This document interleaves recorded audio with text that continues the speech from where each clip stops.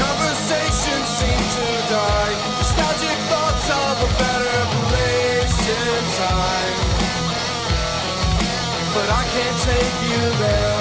Another day, another page, another chance for time to rip you away and leave me on my own. I feel so alone since you've gone. He said, so listen close. I have so much to say, but I feel these are my dying days. Stand your ground, don't back down, and when I am gone, you will carry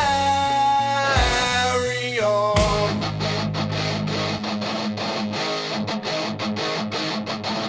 I never thought I'd see the day when I'd have to say goodbye.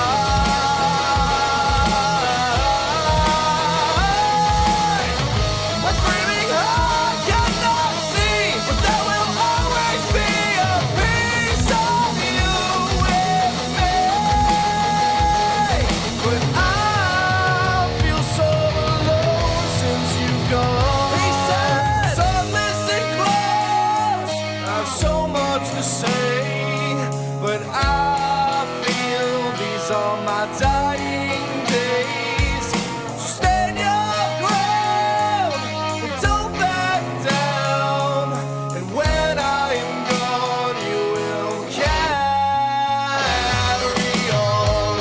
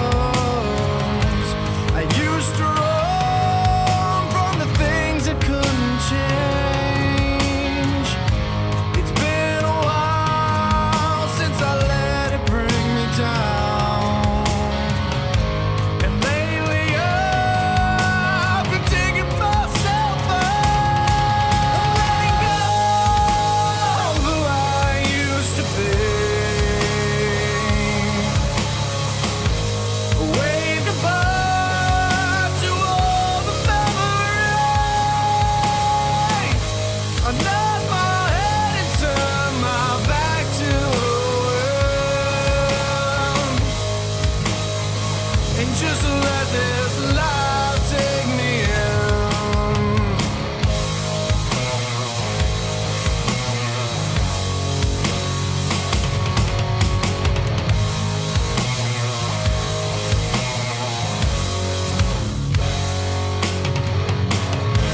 I feel a sense of burning in my heart. Part of me that I let you tear apart. I told myself it's not as bad as it seems. I let you in and now I'm breaking at the seams. I'm letting go of who I used to be. Wave goodbye to all the memories. I nod my head and turn my back to him. And just let this life take me in.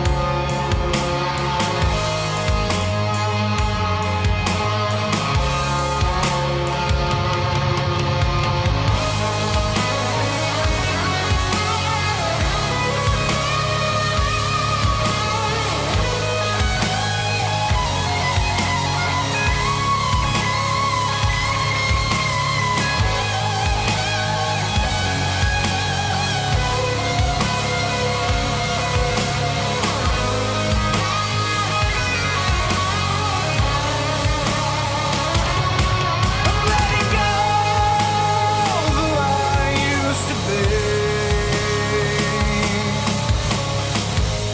Wave goodbye to all the memories. I nod my head and turn my back to him. And just let this life take me in.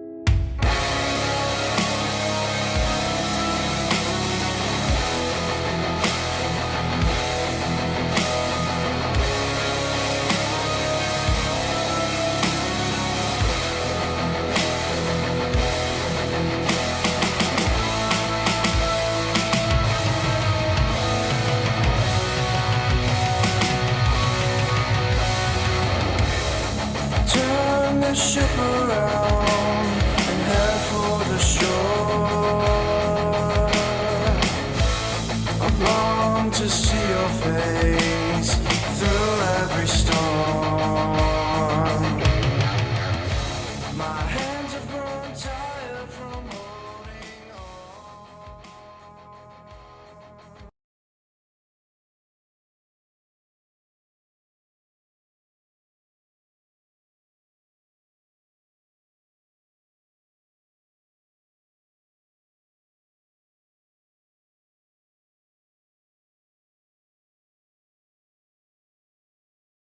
Yo, what's up, gang? Happy Friday, everybody. Hope everybody's doing well. We're doing good here. Been a hot one, though, let me tell you. How hot was it? It was freaking hot. It was very hot. Very close out there. Yes. We got a new camera angle tonight, so Hey, I seem to look larger. And I still look fat. I look larger than life with my Yeah. green liver shirt. Yes. Huge. I hope everybody's doing well.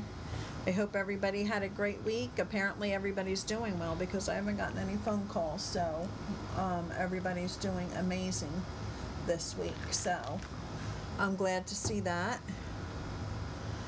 Hey, Larry, Barb, Marge, in the house. So I'm trying to find it, the video, but I'm having a hard time. My phone going to go dead soon. I had choice. Is there anybody out there that is struggling, that there is having anybody a rough out time there? that needs to chat with us?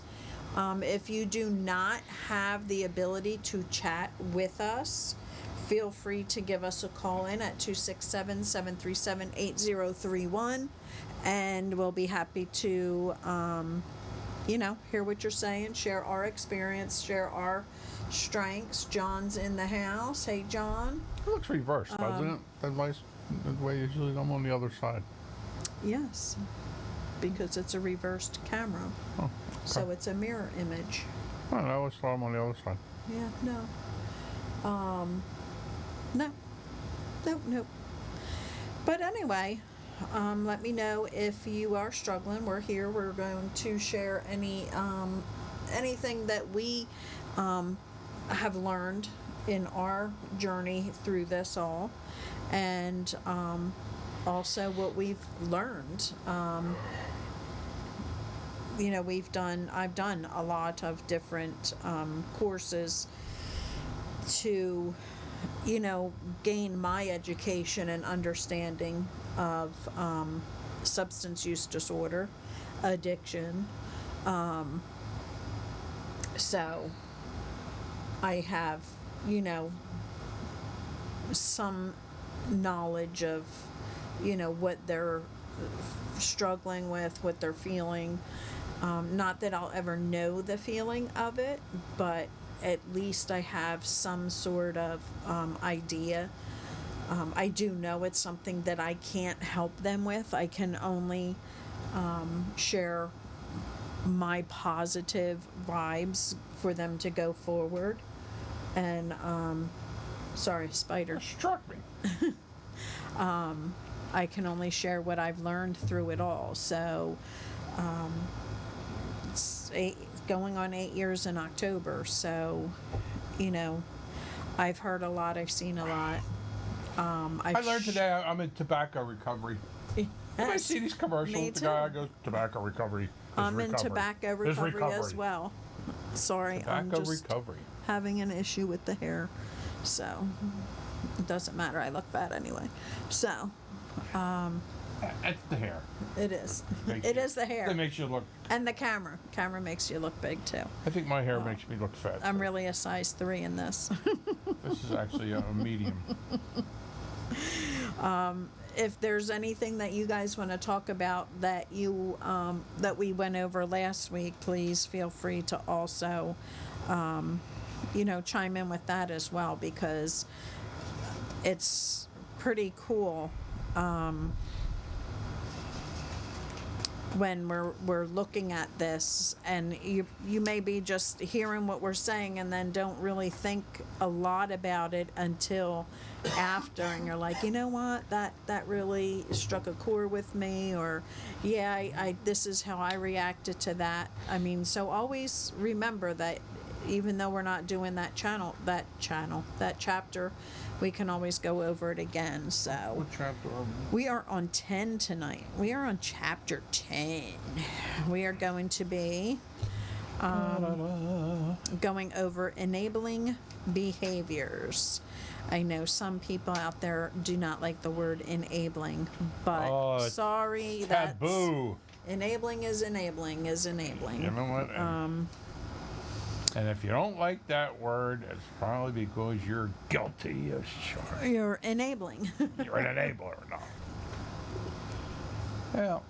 But, I've learned along the way that I have to really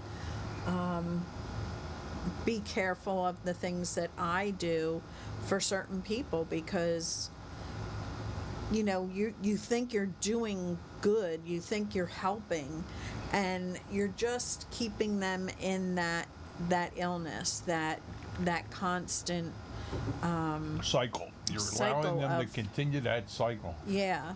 And not even with your loved one, with the people around you. It doesn't have to be, you know, about your loved one who is either still active in recovery or in treatment. It doesn't really matter.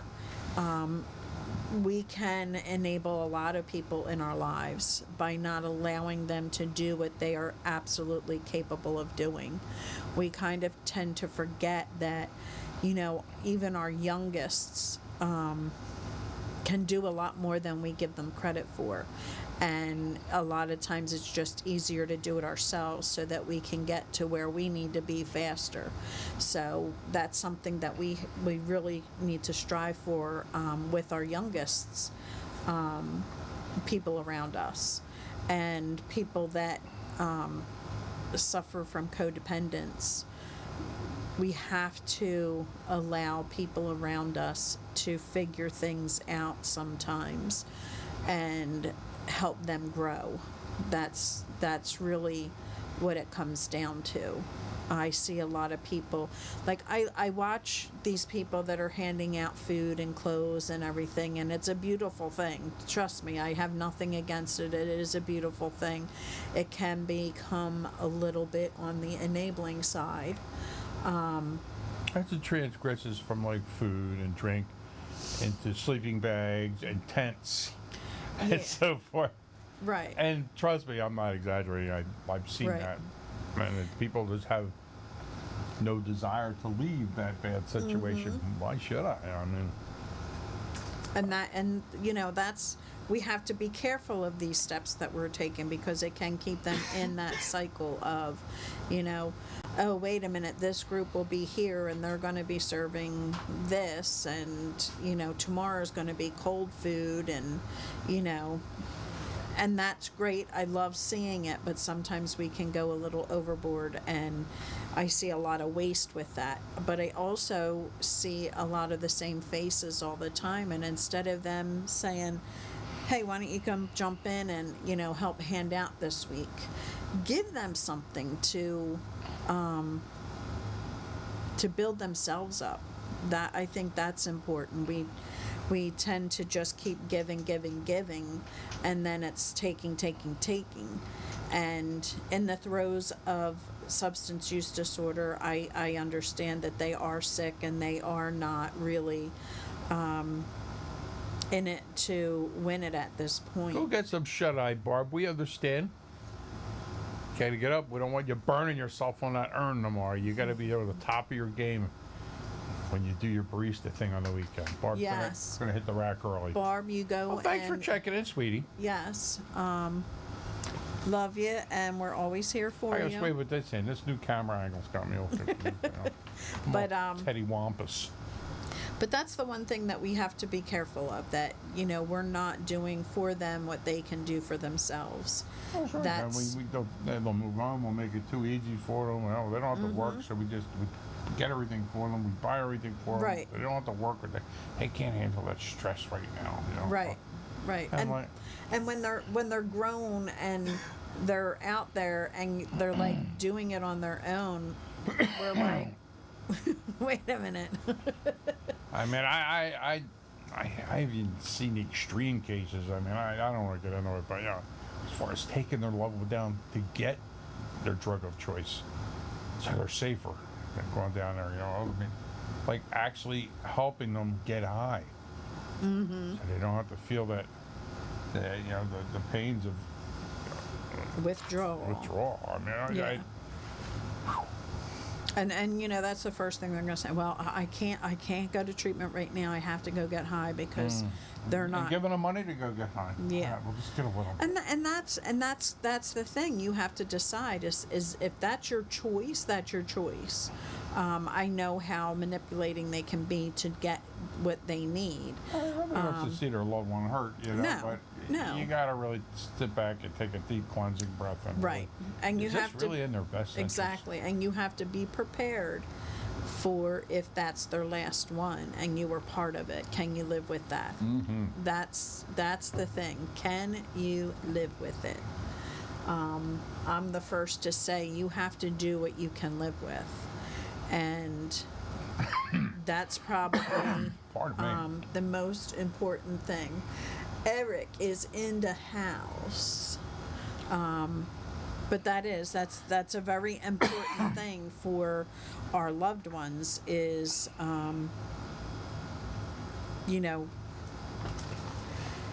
just giving and letting them take, and we need to step back and say, is this helping them or is this hurting them? Well, it just continues to cycle. And like we always say, nothing changes if nothing changes. And Absolutely. for anything, that just enables everything to stay the same.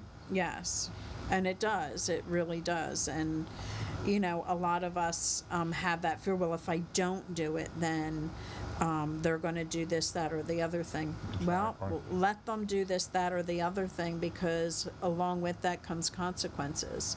They may not feel it right away, but they're going to feel it, and you have to let them feel it, because that's what's needed in this disease. It's feeling the consequences of your actions, and As really said, we all live our lives with consequences. That's what keeps us all on the straight and narrow. Like I said, Right. why do we get up for work every day? Because if you don't, you're going to lose your job. There's consequences. Yep. Why do you do the speed limit? Because, well, you stand a chance of getting a speeding ticket, and then your insurance goes up, and there's more consequences. right. So we all need consequences to keep us in check. And I'm sorry if you did not get the message from me about last week's family group meeting. There is confusion when there is 5 Wednesdays in a month.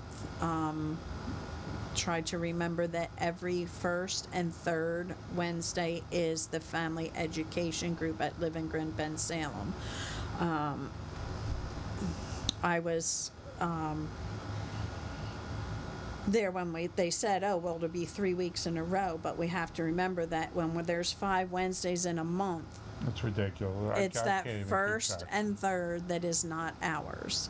That does not mean you can't go. There is family education. It is with Dana Cohen, and she's amazing. She can help you understand more of the education part of this. So don't think you can't go on that Wednesday either.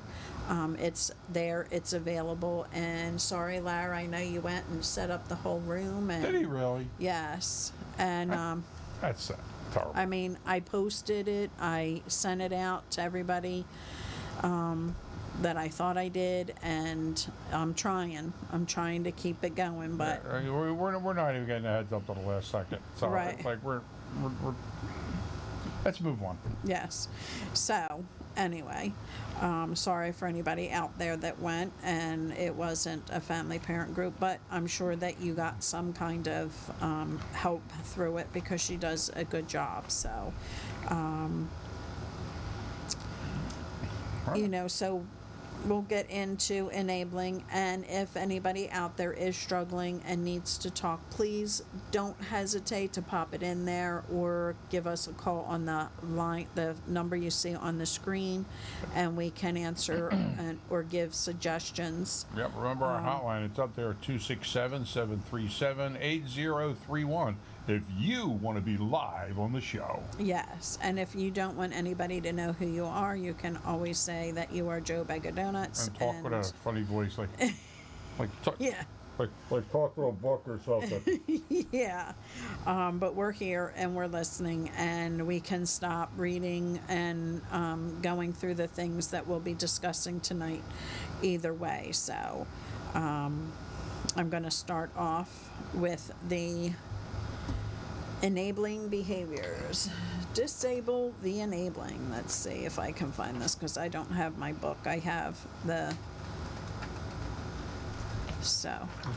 Okay, I'm going to go ahead and use his right now. Disable the enabling. Resign your job as manager of your loved one's addiction. And that is like so important. There it is, managing your loved one. We can't manage anybody but ourselves. As you have tried to help your loved one toward recovery, you may have found yourself taking on the role of manager, attempting to manage the addiction in various ways. This section explores how to identify any of your coping and helping behaviors that may fall under the umbrella of enabling.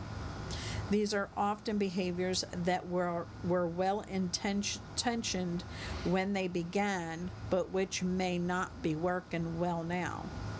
It can be helpful to gain awareness and insight about how certain strategies which you intended as helpful are actually counterproductive. From there, you can better explore the choices available to you for changing any unhelpful strategies to more helpful ones.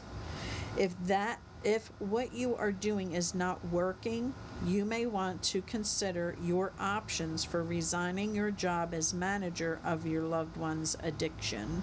And that's when we go into nothing changes if nothing changes. That is so very important that we understand that. We keep doing the same thing over and over again. It's just chaos. It creates insanity, and there's no change in it. So, just remember that. Just try to keep that in your head when you're doing that. Is what I'm doing right now going to help my loved one, or is it going to hurt my loved one? That's the most important thing. And if you have to write it down and see it in black and white and look at the outcome, if I do this, this could happen, or this could happen. What do I do if this course of action is taken? What can I do if that course of action is taken? And that's pretty much just mapping out problems that you're seeing ahead of time so that you can have a better understanding and a better way to work it into a more constructive conversation to maybe help your loved ones see where they're not making good choices. And we realize you're doing all this with the best of intentions. I mean, that's why it's very important we had to point this out, because we don't even realize that we may be doing more harm than good through enabling. So, like I said, we don't think you're a bad person.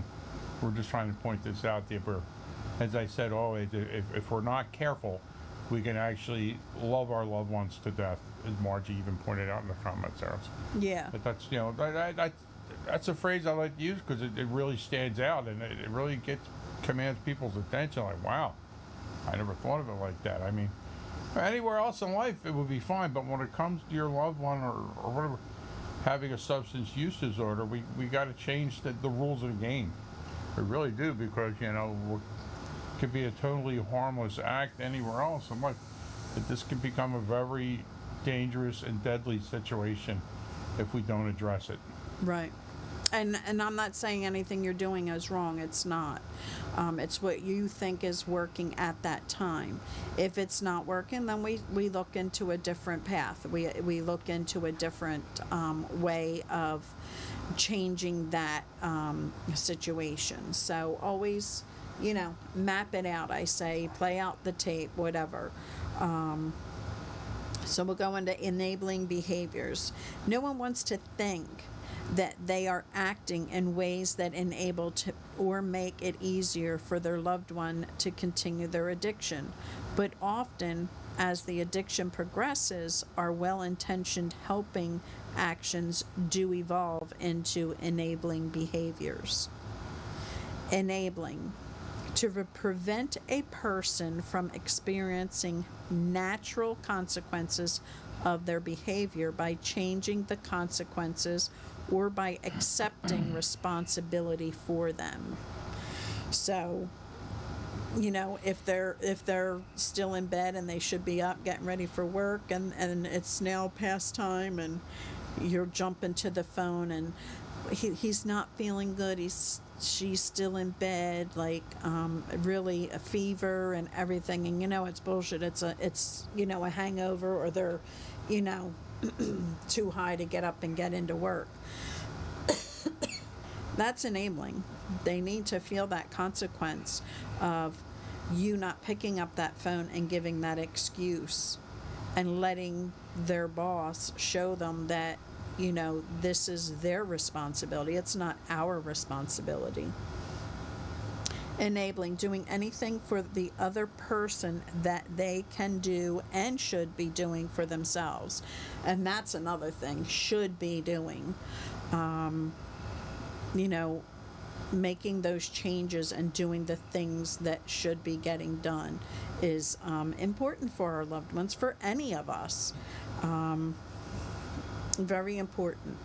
Doing everything for the other person. Okay, never mind. We can't change our loved ones' behaviors. We can only change our own. But because our lives intersect with our loved ones' lives, we do have some ability through our interactions with our loved one to influence his/her choices, positively or negatively. There is no guarantee our loved one will choose recovery, but we can do our best to increase the likelihood of our loved one making some better choices by making recovery more appealing than addiction. You can also see more of that in Get Your Loved Ones Sober. And by making addiction as unappealing as possible. And, you know, always bringing out, you know, oh, remember when you were in, before, you know, substance became part of your life, you know, this was your goal, this is what you were doing, working towards that. Let's see what we can do to get back to that spot.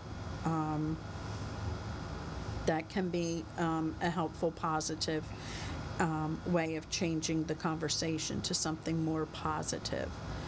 We can make addiction, oh, we already did that one. Okay.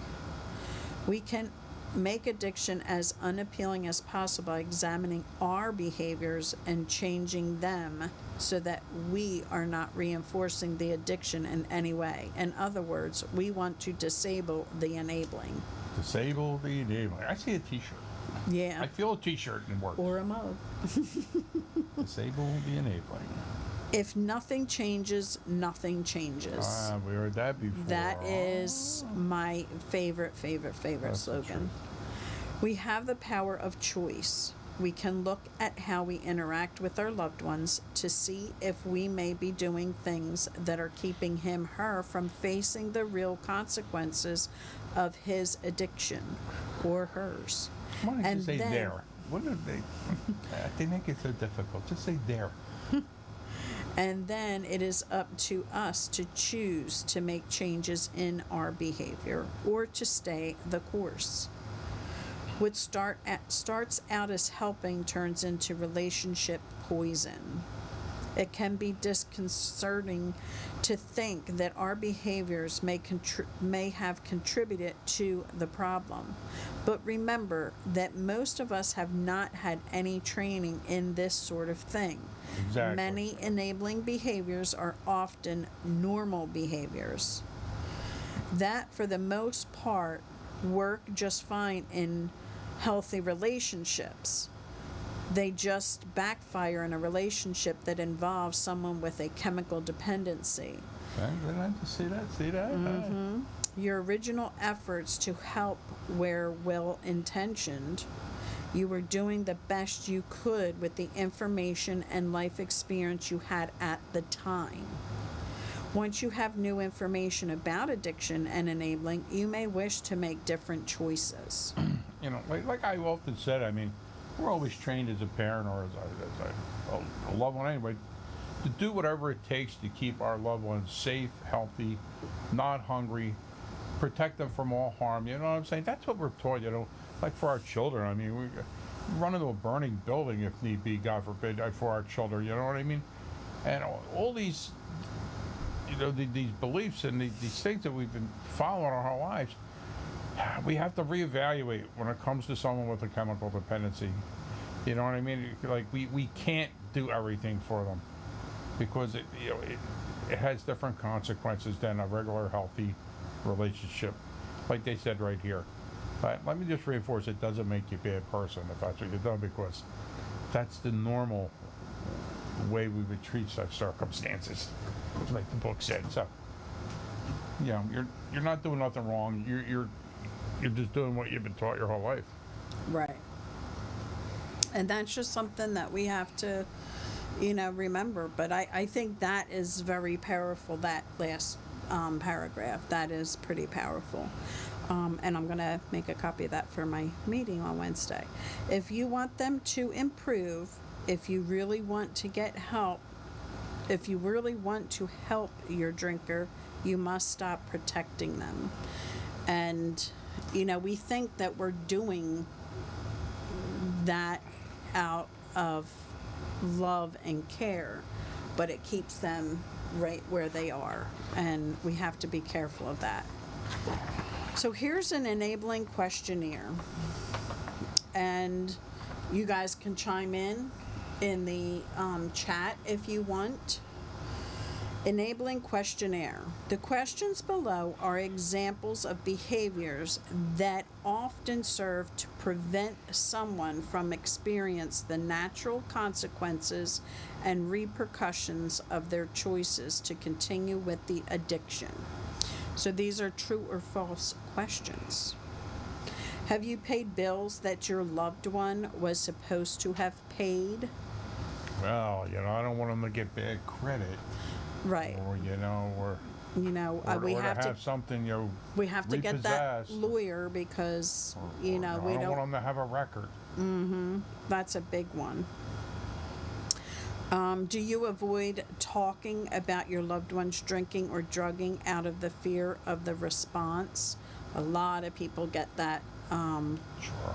That's true, because a lot of people do to deal with that. Yeah, they might get angry. It'll be a trigger, and they'll get angry. And, Exactly. And the whole thing will go south. Right. Have you threatened to leave if your loved one didn't stop drinking and then did not leave? That is like 100% of all people, whether it's drinking or drugging. So many people have, said, I'm going to be strong. I'm going to put my foot down. This is what's going to take place. And then it gets to that point, and then you stopping her in that boundary because you're afraid of the outcome. You're afraid that they will leave. You're afraid that they will choose, to jump couches until, they run out of couches, to be homeless. And, we have to be careful of that. If you're going to set a boundary like that, you have to be strong enough to stand really firm in that boundary. Have woken your loved one so he or she would not be late for work or school. So many people, especially spouses, because spouses, depend on that paycheck for, the mortgage, the rent, the car payment, the utilities. So,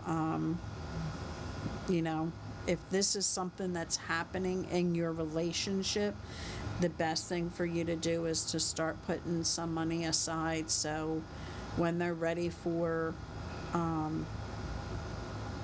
treatment, you're covered with those bills.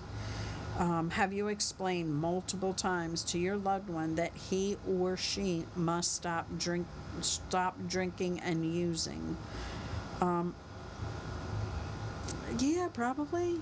I think everybody out there, that has somebody that is actively using a substance, stop it. You can't do that in here. Like, you need to stop. Well, you can't. That's not an option. Unfortunately, that is not an option.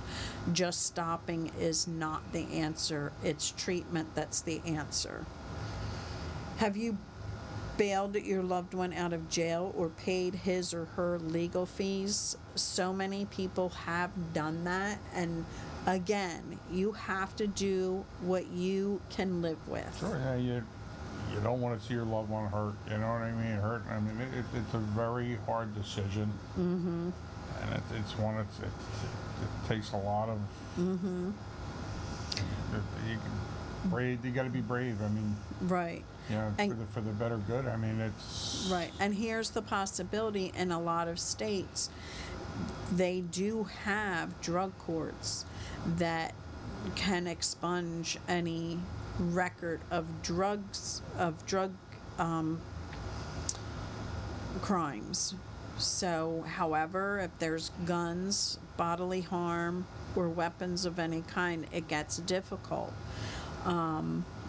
Again, you have to look at the consequence, especially with the age. A lot of these people out there that are stealing from stores just to get their fix, they're young, and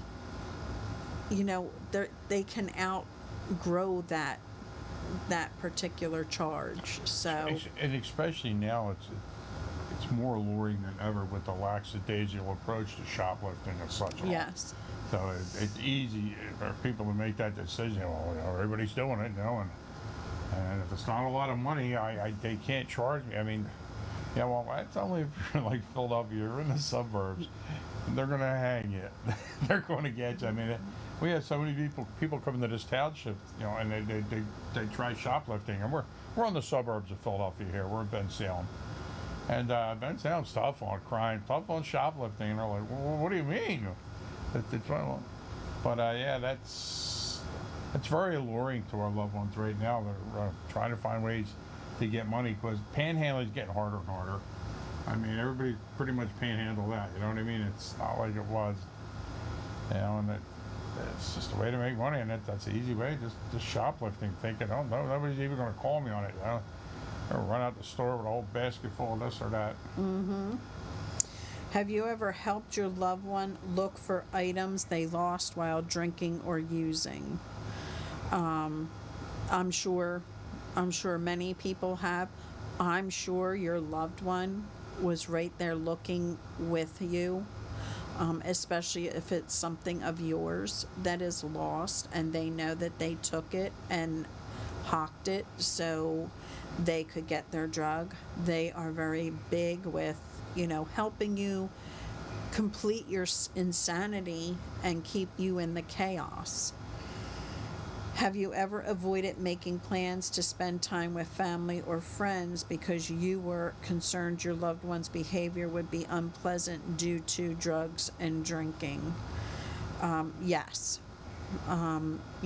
Especially if you are family and you are in the beginning throes of learning that your loved one is suffering substance use. And especially many family members don't really realize what addiction's all about, as I said. So they're going to have another whole idea on what it's about. And this could cause friction and chaos, So, of course, we're all guilty of that in the beginning. I mean, we're afraid of what might become of it and what people might say and how they portray us as being a bad person for not doing the right thing. I mean, it goes on, but Right. I think we've all encountered that. Yes. Have you ever cut back on your own expenses because of your loved one's substance use? You kind of do, because you're not going out like you used to. You're not taking vacations. No, because that's all You don't know what you're going to come home to, God right. forbid.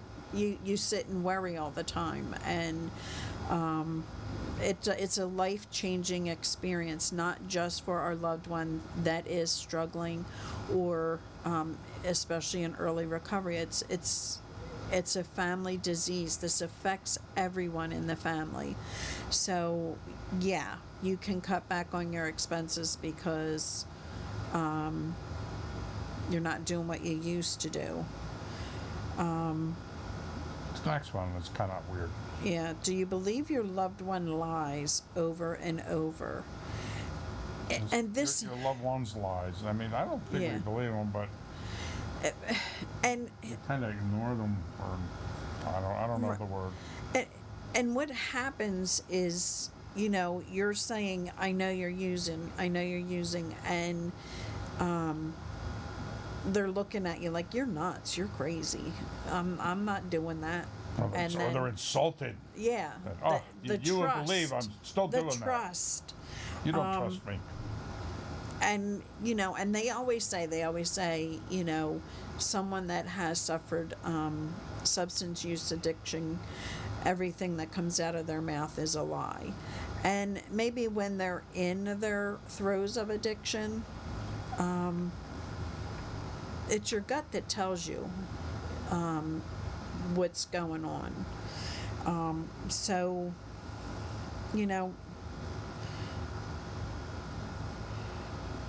yes, we tend to believe the lies because we want to. We're in denial most of the time. So, yeah, I mean, you don't want to face the facts. So we do. But your gut tells you right away that, okay, start thinking again. Do you accept your loved one's excuses?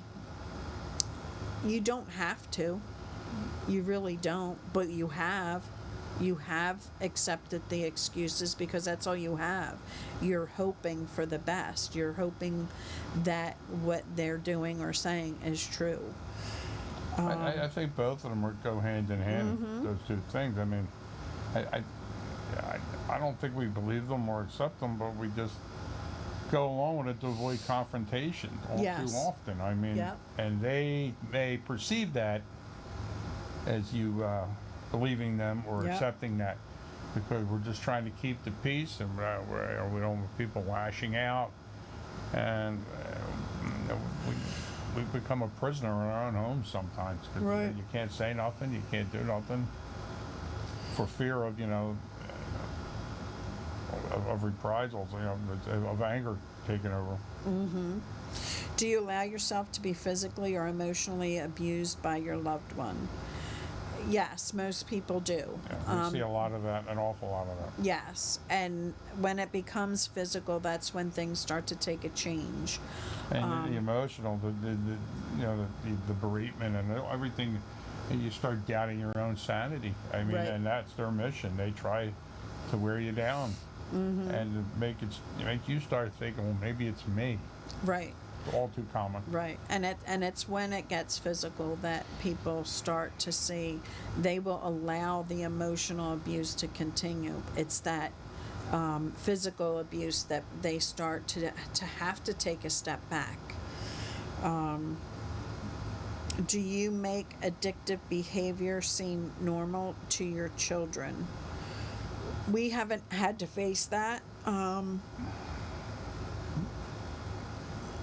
But I'm sure other families do that have multiple children in the household, trying to protect their loved one from fear of the other children in the house disliking your loved one that is struggling.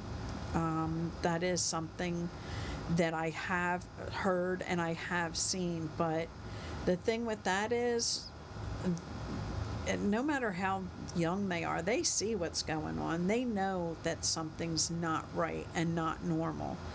But it's up to your children to work that out amongst themselves, because a lot of times when you go into recovery and you're doing well and you have a long-term recovery under your belt, that doesn't mean that your siblings are still on board. They're still waiting for that shoe to drop because it's dropped so many times.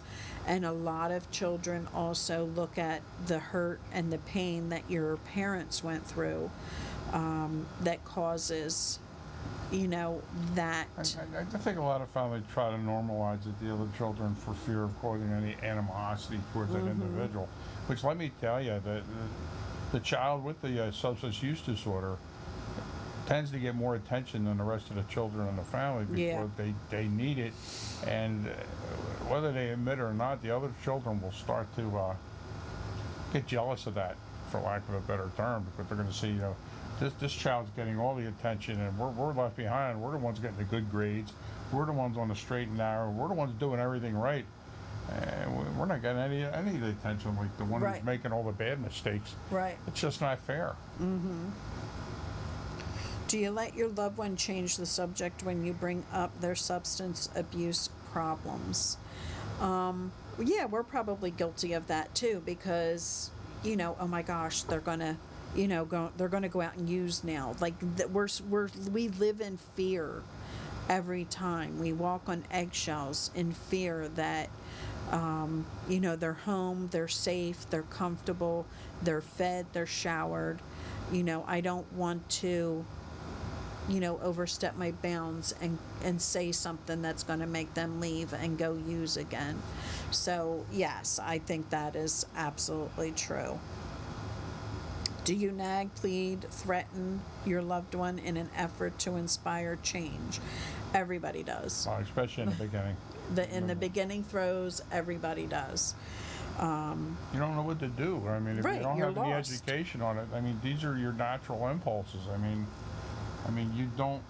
you're not trained. You don't know what to say. I mean, and like someone told us a long time ago, do what you say what you mean, just don't say it mean, right? Right. And that's a good phrase to live by. Yes. But I mean, yeah, we all try threatening. I mean, these are all our defense mechanisms. Right?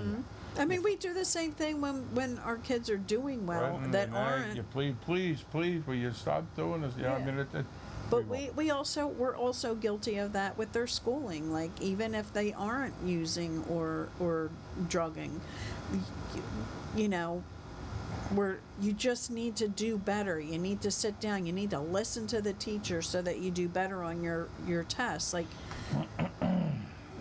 it's just the way we think we're doing what we need to do. And no, that's I'm learning that, you know, that's not how we're going to get things done. Do you keep your loved one's addiction a secret from others to protect your loved one, to protect other family members from the uncomfortable truth, to avoid feeling embarrassed for yourself? Sure, I think everyone does that in the beginning. In the beginning. And they continue to do that if they don't go and get the support and get the education that's needed for a loved one. Again, this is a family disease. Everybody needs the support around them to learn and educate themselves on, you know, what helps them, what hurts them, and what gears them more towards that recovery process. Your words may be to the contrary as you scold, nag, beg, plead, but your behavior shouts, I'm here to make it easier for you. Pardon me. And again, Get Your Loved Ones Sober is a really good book. I do have to say that it gears more towards alcoholism. I found reading it and changing the word alcoholism or alcoholic or alcohol to substance, a substance user, is something that helped me get through it more, because, you know, our issues were with our loved one with substances, not alcohol. Well, that was too, but we didn't know that until later on. But, you know, it's hard when you're doing that and, you know, you're dealing with somebody with like a meth addiction or a heroin addiction or fentanyl addiction. It's hard reading like, oh, well, this is for alcoholics. A substance is a substance is a substance. It doesn't matter if it's marijuana. It doesn't matter if it's alcohol. It doesn't matter if it's, a benzo or an opiate. They're all substances. They're all mind altering. Very low. Enabling behaviors generally fall into one of three categories. Fixing problems, example, calling in sick for a loved one who can't work due to using. Or two, protecting our loved one, example, covering up for him or her with family, making excuses, keep the real problem a secret. So all too often. And nagging, frequently reminding our loved one of the problem and urging them to do something about it. I think we've all done that. The problem with these three behaviors and strategies is that they either prevent your loved one from having to deal with the consequences of their addiction, or your loved one uses all his or her energy to respond to you and your reactions and not the addiction. If we look at things from our loved one's point of view, they don't have a problem with drinking or using. They have a problem with you. Wow, how true that is, you know what I'm saying? And that's the truth. I mean, like that, we're not having a problem as far as they're concerned, because we're doing everything for them, filling in all the back. And the only problem is you telling them they got to stop. Yep. Enabling behaviors are unhelpful for everyone involved. They have long-term consequences that are the opposite of what you were intending. They allow the addiction to continue at the expense of your emotional, physical, and financial resources. When that happens, it can also lead to negative emotions. If you find yourself feeling frustrated, angry, resentful, sad, hopeless, or depressed, it may well be that changing your interaction with your loved one is a good idea for you and for her. Pardon me. If you think that you might be enabling your loved one in some way, review your typical interactions with your loved one. Look for ways in which you may be fixing, nagging, or protecting. If you've been fixing, protecting, or nagging for some time, chances are you now have a habit of doing so that you may want to break. If he or she drinks, uses, and you feel compelled to nag, she creates a problem and you feel compelled to fix it. He hides his addiction from the world and you protect him and hide the addiction too. Consider a lighthouse. It stands on the shore with its beckoning light, guiding ships safely in the harbor. The lighthouse can't uproot itself, wade out into the water, grab the ship by the stern and say, "Listen, you fool, if you stay on this path, you'll break up on the rocks."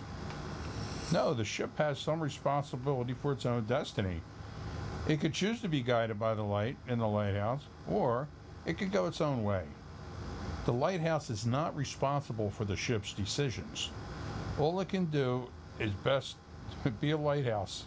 It'd be the best lighthouse it knows how to be. I'm sorry. We're going to use the following worksheets to identify nagging, fixing, protecting, and to change. That was some good analogy there with the lighthouse. Yeah. I mean, I'm thinking I'm going to highlight that for later. There you go. To For bring that up. Wednesday night.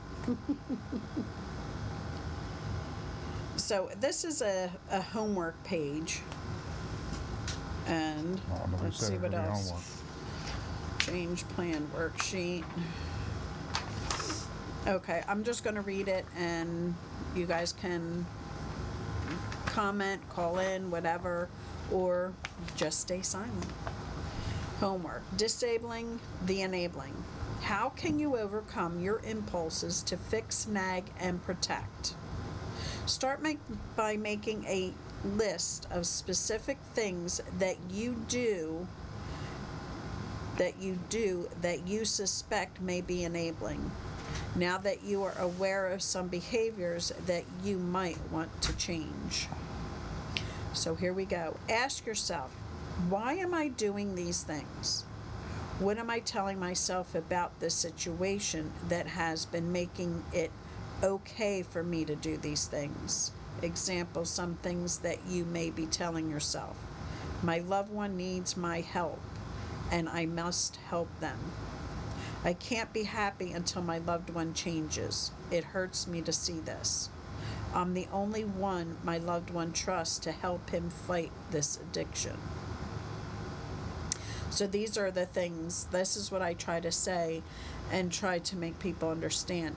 It's so much easier in black and white when you can write it down and ask yourself these questions, and then in another column come up with a pro and a con.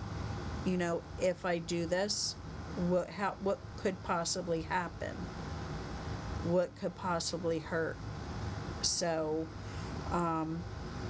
number 2, has my behavior been effective in solving the problems? That's a big one. You know, what have they been doing? What have you done to help change them?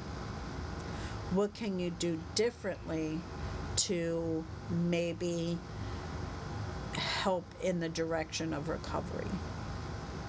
Number 3, what's stopping me from changing my enabling behaviors? For example, I don't want to hurt my loved one. She will be angry with me. It's going to hurt me to no longer protect my child. I just don't see how it may make any difference.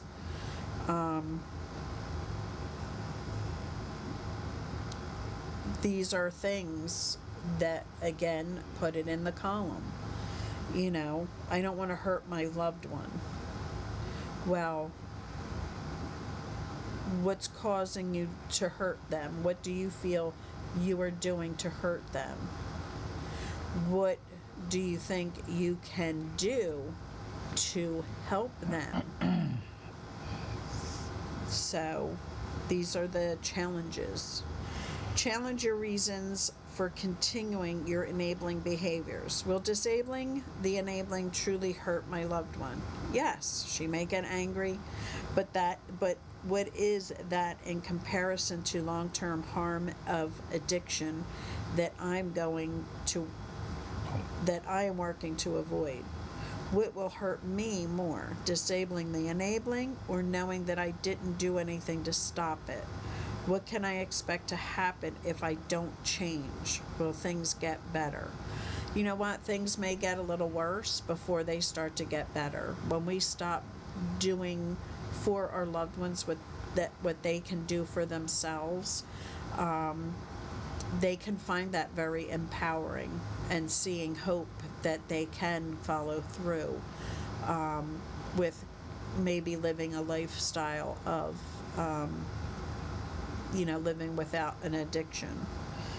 Choose an enabling behavior that you'd like to change. Use the change plan worksheet to plan how you will implement your change. Consider which smart tools might be helpful to you in planning your new behavior.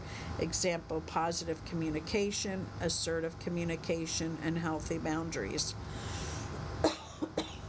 And that's why I say, if you go on to smartrecovery.org, hit the 3 little bars at the top, brings you down to resources, and you will find so many different worksheets that can help you work in the direction of making you healthier for your loved one, and maybe gearing your loved one into that recovery process. And also finding some of the material that you can, purchase yourself to give to your loved one and let them read it, or just let it sit around and maybe they'll pick it up and thumb through it, and maybe it will help them. We know people that leave things around the house. If their loved ones spot it and start reading it, it's funny. I mean, Yes. I know one individual that's tried that tactic many times. Yes. And there's nothing wrong with that, because when they are starting to get ready, they may open up and pick that up, and it may help them. I think the bathroom would be a great place, because I know I find myself reading toothpaste tubes and shampoo bottles. Before the phone. Yeah, that was Before the phone. before Facebook. Okay, and I'm not going to say who. I know somebody that would take the phone book in with them and just look at the different companies in the area. I won't say any names. I won't tell you who it is. That was a long time. That was a long time ago, people. Again, before the phone. I be amazed what's in your own neighborhood. Yes, he was very interested in our community. Expected outcome of allowing natural consequences. Can you expect your loved one to pursue recovery as soon as you discontinue any enabling behaviors? Absolutely not. Unfortunately, there are no guarantees that your loved one will seek recovery no matter what course of action you choose to take. If you do change your behaviors to eliminate and to eliminate any and all enabling, it is even possible that the situation may appear to get worse before it gets better. And that's the hardest part when you start to engage in all of these tools. They start to get freaked out because they've been to treatment. Maybe they've heard the stories and, and they're getting better, and they don't like that they're losing control over you. Really, because they're master manipulators. They can become very diabolical and very good at what they do. And they're going to notice a difference in you very quickly. It happens a lot of times when people first start getting help, and their loved ones pick up on it right away, and then they'll start, oh, are you going to that cult meeting again tonight? Yeah. It's Yeah. I mean, they feel that they're losing their power over you because you're becoming educated, and you're calling them on things and such. I mean, it's very common. Yes. So changing how you interact with your loved one will feel uncomfortable at first. This is normal. Remember, just because your new behavior may feel wrong, that doesn't mean it is wrong. Congratulate yourself for the really hard working you're doing. Keep your eye on your goals, and remember the 3 P's. Be patient with yourself. Practice what you're learning here and be persistent. And I can't say how important that is. If you have to do it with your spouse, if you have to look into the mirror and do it in the mirror, if you have to write it down to just build that strength, always remember anybody that you engage with, you can use these tools and learn how to get stronger and learn how to bring these tools into, everyday life. So here's the change plan worksheet. The change I want to make is the most important reasons why I want to make this change are the steps I plan to take in changing are the ways other people can help me are possible ways to help me. I will know that my plan is working if some things that could interfere with my plans are. How important is it that I make this change? And do yourself a favor and take these questions and really think about them and try and do a scale 1 to 10. What has helped, what is helping, and what continues to help, so that you can see how you're growing and how you're changing. And your loved ones have these tools as well in the smartrecovery.org page. And it's really neat. I mean, dealing with people all these years now, we can see their improvement, how they're changing, how they're getting stronger, and how they're becoming more successful in dealing with their loved one. I mean, we see it all the time, and we commend people at meetings and say, what a long way you've come, such and such. And if you remember, when you first started, how lost you are, and look how strong you are and how sure of yourself all of a sudden. It's an amazing transformation, because you feel helpless in the beginning. You know, you don't have the tools, you don't understand what's going on, and you know, you're used to always knowing what's going on with your loved ones. And when you come to something like this, and you can't fix it, it's very frustrating. It's very frightening, and you know, when like we always say, the best thing you do is educate yourself, and you'll feel so much stronger and so much sure of what you're doing. I mean, it helps immensely. It really does. So, anybody out there that heard anything that, you know, they wanted to add on, please feel free to call in. Please feel free to put it in the comments. We have a half an hour left. Right, or how about some of you that are in, you know, in long-term recovery now? What are some of the ploys you used to pull to get over on your loved ones to convince them to do things the way you want them to be done, to your benefit? What were some of your diabolical tactics? You know? Yes. And what seemed to work for you, to find your, to maybe see some of this as things that you did in your recovery.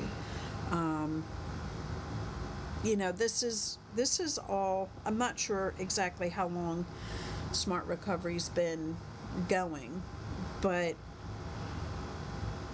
just seeing some of the things, I don't care what path you take. It does not matter to me, as long as you're finding the support you need, whether you're a family member. Right. And We don't push one over the other. I mean, No. it's whatever works best for you, and we Right. suggest that you sample several different methods, you know, and see which one resonates best with you. Exactly. Just like we tell people themselves that are in recovery to find a meeting that resonates with them. I mean, the first couple may not do it for you, and then you'll find ones, hey, I really like this group, you know, and that's very common. And it's the same thing for, you know, people that have loved ones. You, the same thing. Find a meeting that resonates with you. I mean, a lot of people have a lot of success with Nar-Anon, lots, and we know a lot of people that it brought them the power and the strength to you know, to get themselves well in order to be able to handle it. You know, but it's not for everyone. It's a very regimented type meeting. I mean, you got to speak in turn. There's no talking, and that was something that didn't resonate with us. We like to talk. Maybe you haven't noticed. Probably got these fancy microphones. Makes us better talkers. And But- also remember, when you're going into a meeting, when you're just finding out your loved one is dealing with a substance use disorder, when you're new to this and just going into it, and you go to these meetings because you want to know how to fix them. How do I fix them? That's the biggest farce on these, is you're going to get the tools needed to fix your loved one. And these meetings are to help you get healthy while your loved one is in active addiction, substance use disorder, while they are in treatment and while they are in recovery.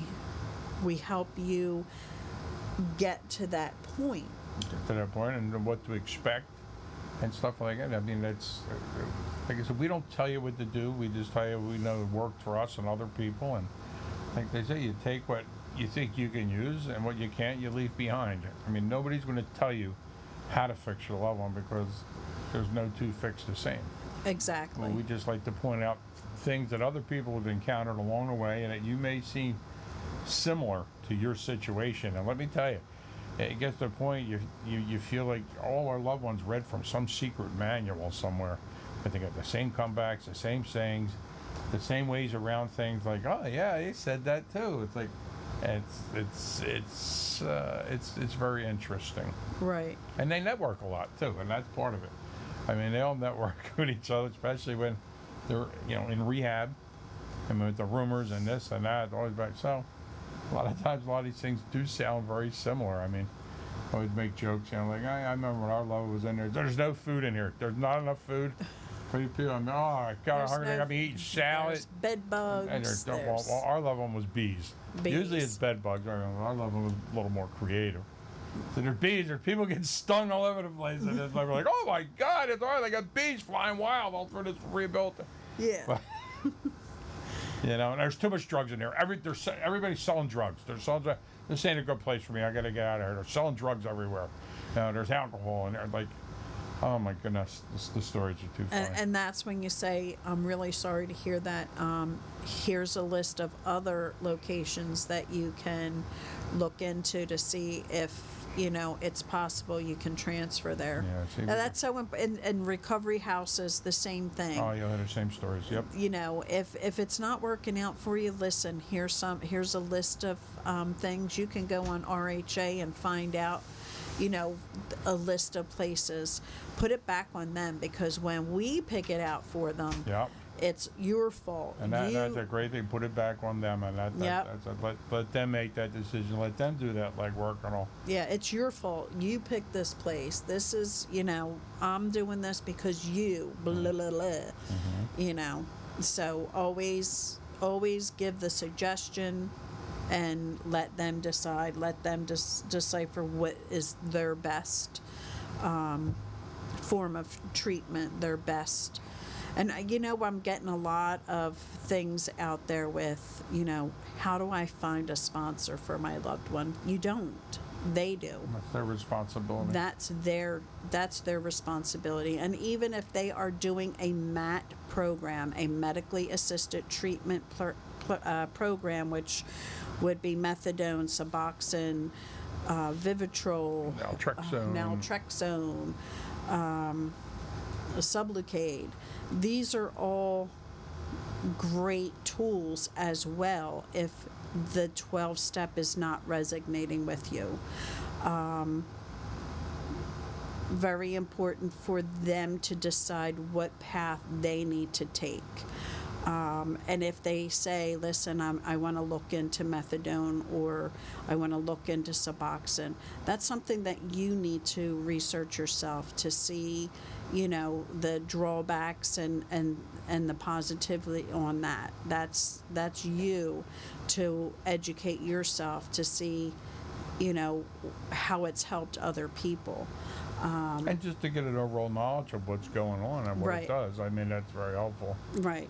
But also acknowledging that that's great that they're doing that, but they still need some sort of recovery support. They need to be attending therapy if they're dealing with underlying issues, which they'll say they don't. My suggestion is to really persuade them to see somebody that deals with underlying issues, that also has some drug and alcohol background as well, because they know that there's underlying issues, but there's also chance of relapse if they're not addressing the underlying issues. And let us say again that there are many people with a substance use disorder that have underlying issues. A lot. A lot. It's very common. Yeah. It's. So don't think your loved one is like a really bad case because they have. No, it's very common. Right. A lot of times that leads to the substance use Right. disorder, because a lot of people say, I never felt like I fit in until I started experimenting this, that, and then I feel like I fit in. So don't be afraid to explore that avenue Right. of some type of mental illness. For Right. I can't sugarcoat it. I mean, that's what it is. It but- is what it is. And it's And a lot of people don't understand, like, well, they never had that before. Well, if they've gotten so deep into their use and they're now going into these really seedy areas to get their drug of choice, they're seeing a lot of ugliness. They're seeing a lot of very scary things that can also lead to them having those underlying issues, not knowing how to deal with those issues, what they're seeing on the these streets. emotions. I mean, it's Yes. Lord said it's very frightening. It is. We've been to some areas. I mean that it's beyond words. I can't even explain it to you to make it Right. inaccurate.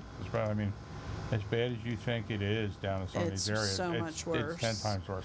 And you know, just because it's a boy that you're dealing with, that doesn't mean that there's not sexual things going on with them as well to get the drug of choice. That doesn't mean that there hasn't been rape. That doesn't mean that they haven't seen somebody die in front of them. I mean, this is what they are dealing with when you're in those seedy areas where the drug trade and the drug sales are so big. Look at Kensington. Like, it's just, you know, we have to remember that if we're not dealing with the same disease that our loved ones are dealing with, we don't know what they're saying. We don't know what they're hearing. And that can stay with them for a long time if they don't get treatment for that. So I suggest, if you do have somebody, a loved one that has been homeless and has chosen to live on the streets or couch jumping, to really try and, you know, talk to them about getting some therapy instead, not necessarily a psychiatrist who can order medications. However, if you are suffering from PTSD, it causes a lot of that, and it's the things they Yes. see and all. It's, yes, but if you're bipolar or schizophrenic, and you have to have medication, so you have to have a doctor that understands that you are abusing substances, so they have to be careful of the drugs that they're prescribing and watching for the signs that they're going back into a relapse from the medication. And a lot of people that are already on these medications have a tendency to go off of them when their addiction takes over, you know, their drug of choice. They'll stop taking their medication, and it just compounds things more, because now you become even more unbalanced, and you're using more of your drug of choice to kind of compensate for your lack of your other drug that you were doing. I mean, and you know, you sometimes we gotta get them back in a regimen. We gotta go back to their doctor, get them back on their meds before we can even approach the substance use disorder. You know, they got to get stabilized first. Yes. And it's a whole balancing act at times. It's tough. It is. It's, you know, and the only way we can do this is, you know, to be proactive and help guide our loved ones to make better choices.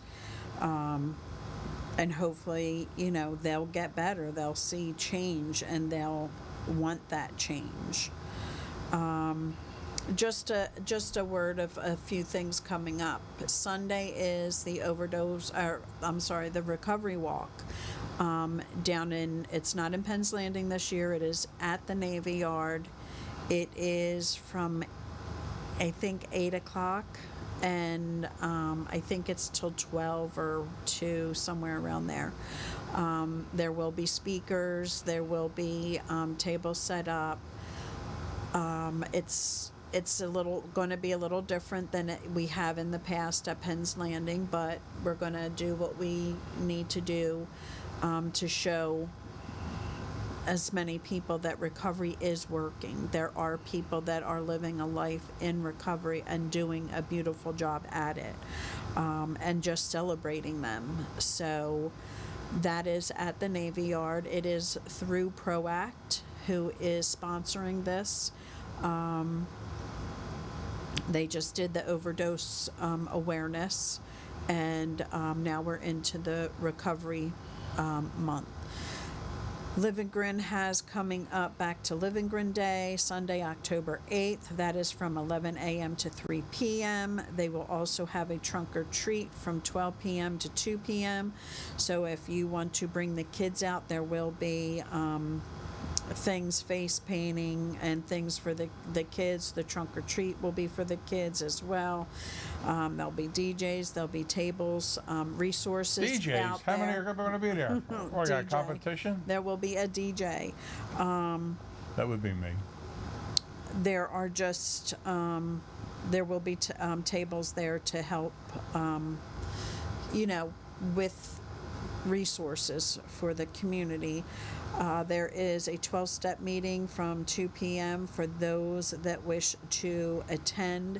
And I can't say this enough. If you're new to this and you don't see the hope in this, get out there and check it out, because at the end, that was the first time I saw hope, was listening to the speakers. Yeah, you have a lot of speakers, in long-term and short-term recovery, and they'll tell their story and all. And like Yeah. Lori says, it's when you hear that, it's when you can finally get a sense of hope. And we have speakers come on the show too. If anybody's new, I mean, we do have people in recovery come on the show and tell their story from time to time. Right. And if you look back over all the episodes, we got 126 of them now, I think. Yeah. I mean, you may find one with a speaker that you enjoy, that resonates with Right. 127 tonight. you. Okay. Better Together is a family and friends support group. That is Thursday, 6:30 to 8 p.m. That is at the PROAC building, Veterans Highway, 1286 Veterans Highway. Really, if you are a family member or friend that has somebody that is struggling and you're struggling trying to figure out how to help yourself and help them, I highly suggest that as well. Again, Wednesday nights is every other Wednesday. So we're the second and fourth Wednesday, unless there's a fifth Wednesday, we'll do a fifth Wednesday as well. At Livingren for the family support group. It doesn't matter if you're a family, friend, a relative, it doesn't matter, spouse, we're there to help you through that.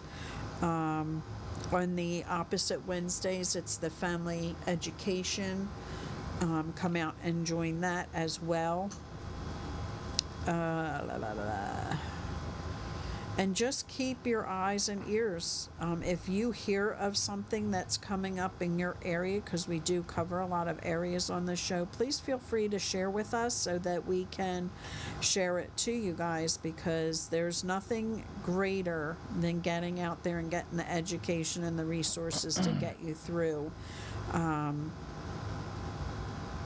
Let me remind you that this month, Narcan has been made available over the counter in pharmacies all across the United States. It's available for purchase without a prescription.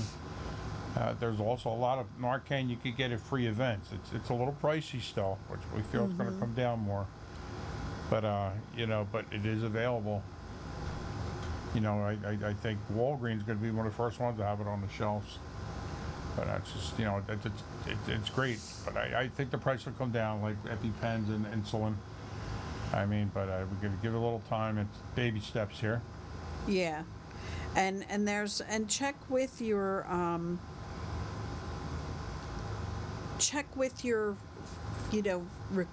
rehabs, some of the organizations in your area. Check with the police, with the EMTs in your area to see where you can get it free. And If you it's need been to. available without a prescription now for a few years, but there was a lot of red tape involved, and we're going to use your insurance, and they're asking, well, do you have a problem? Or, so now there's no questions, no nothing. I mean, if you need it, you can't, get it free, and you want to make sure you have it in the house, or for whatever reason, just know that you can go out and purchase it. I don't know, maybe a loved one comes in from out of town and they're staying at your place, like, oh my goodness, like, God forbid, do I have it on hand if need be? Right. I'm going to say, not just for your loved one. I mean, anywhere. You could be driving to the mall and see somebody face down in the parking lot, and I've been there and done that. Yes. I mean, and it's very easy to use, and you get it replaced easily at a lot of places if you do use it. I mean, it's just great to have on hand. It really is. It saves a lot of lives.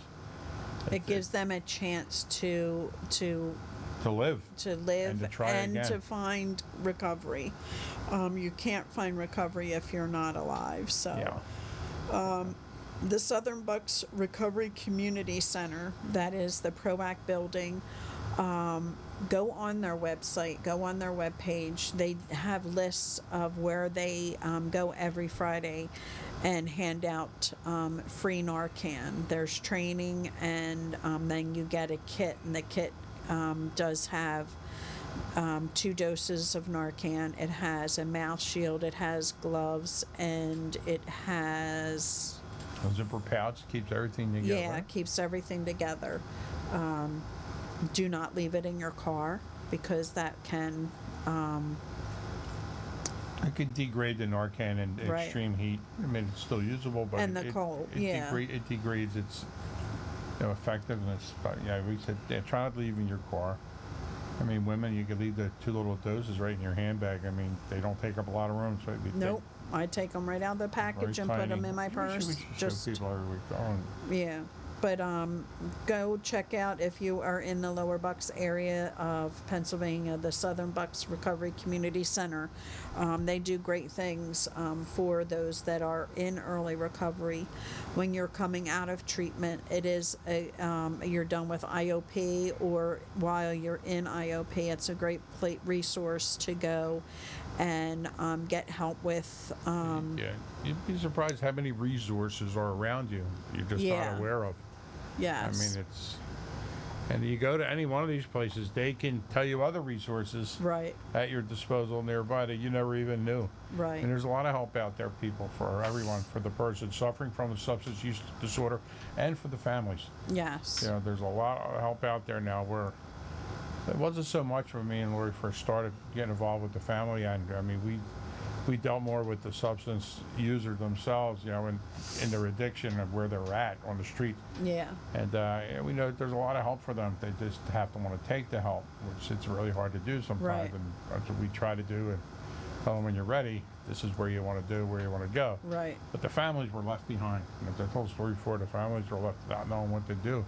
So we kind of changed gears a few years ago and started dealing, you know, with families and spouses and loved ones, and trying to help them too. I mean, not to say we're not helping anyone with a substance use I help disorder. anybody We and help any- anybody we can, but we broadened our horizon. Yes.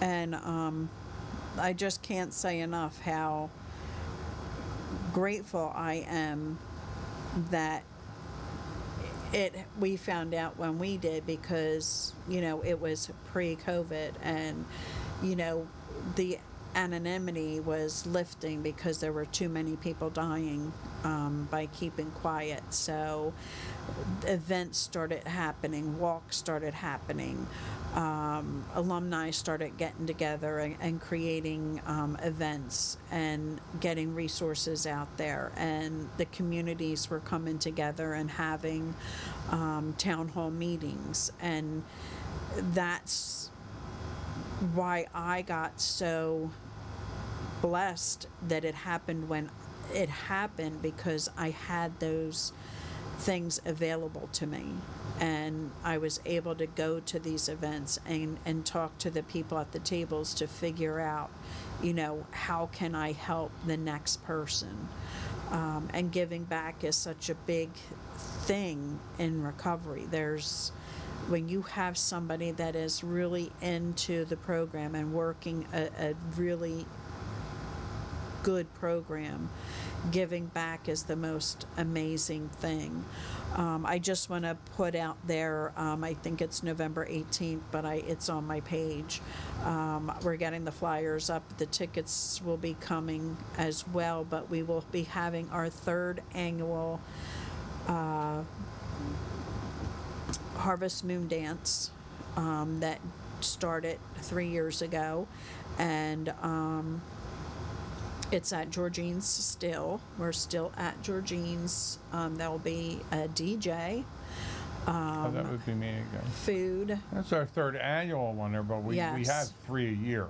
Yes, we We had this year. We had a yes. So tickets are going to be available soon.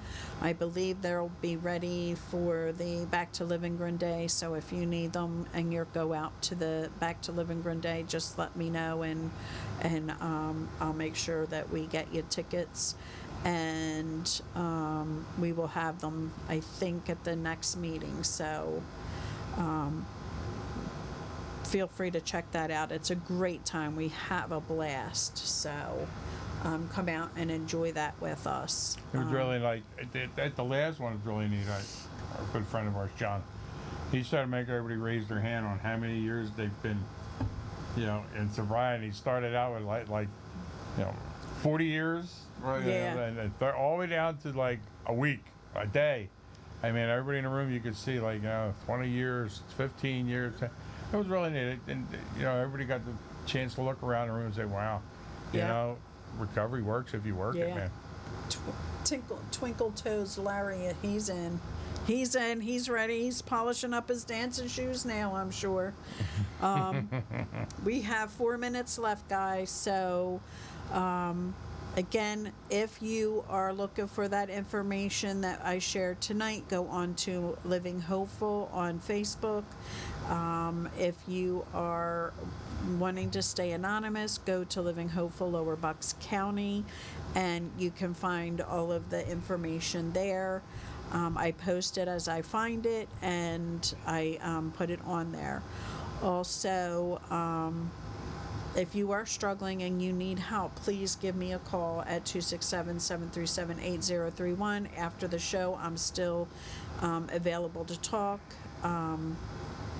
Just feel free to reach out, and I'm here, I'm listening. I can, share my suggestions and what helped me. If you like what you're seeing and you think it could be helpful for somebody else, please hit the share button, hit the like button, and subscribe if you want to have the access to be able to chat with us on the chat line. And tell your friends. Yeah. I mean, if you like what you see, you think we could be of help to anyone, please tell your Yeah. friends. Like I said, we're not monetized. We're not in it for the money here. Nope. But we're in it to help people, and that's the bottom line. Yeah. And if you have a recovery house that has the capability of doing this, sit around the table and, Make some Join. s'mores. join in the chat and, share your experience and what you've done to get where you are today. That's what this is about. And anyone local, you're out there in the background there, if you want to come on and tell your story, by all means, hit us up at that number. We'll have you on. You can sit here and tell your story. I mean, we're open to anything. And if you have any suggestions on topics we should touch on, let us know, and we'll do our best to address those issues. Yes. All right, John. Good night. Eric, always good to see you. I hope you're doing well. I hope you're getting a lot of baby time with that new grandbaby. And Lar, we'll see you Wednesday, if you're not mad at me. And this coming Wednesday is the family support group, not the family education group. So everybody just take care, help one another. That is so important, that we have the support and the love from, anybody that's been through it, anybody that is, struggling. We're here, and that's what it's about. Oh, he's enraged with me. That's your fault. You didn't go on my page. Always check my page. Oh, yeah, we should make sure we... Check the page. If we're running late here, check the Let it page. out, Larry. Just call her. That's what I do. I don't bother. Yeah. Are we got a meeting or not? Yes, my phone was blowing up, and I was Wow. putting it out as fast as I could. But nope, we're here. We're always listening, and we're always open to suggestions. Right. And if you know we're here every Friday, Same bat time, Yes. same bat channel. I will not be here this coming Friday, but Bob will be here with Pappy, and they'll be talking. They better be talking recovery. And you know, Bob Matthews, good friend of the show, good friend of the Yes. Fowler Group. He's going to come on, and we'll find something interesting and intriguing to talk about. We Yes. always do. Yes. So everybody have a great Friday. Have a great week. We will see. Well, I won't, but they will see you back here next Friday, 9 to 10:30 Eastern Time. So have a great week, guys. And thanks for tuning in. And remember, recovery works if you work it. Good night, everyone. Thanks for tuning in. Peace out, everyone.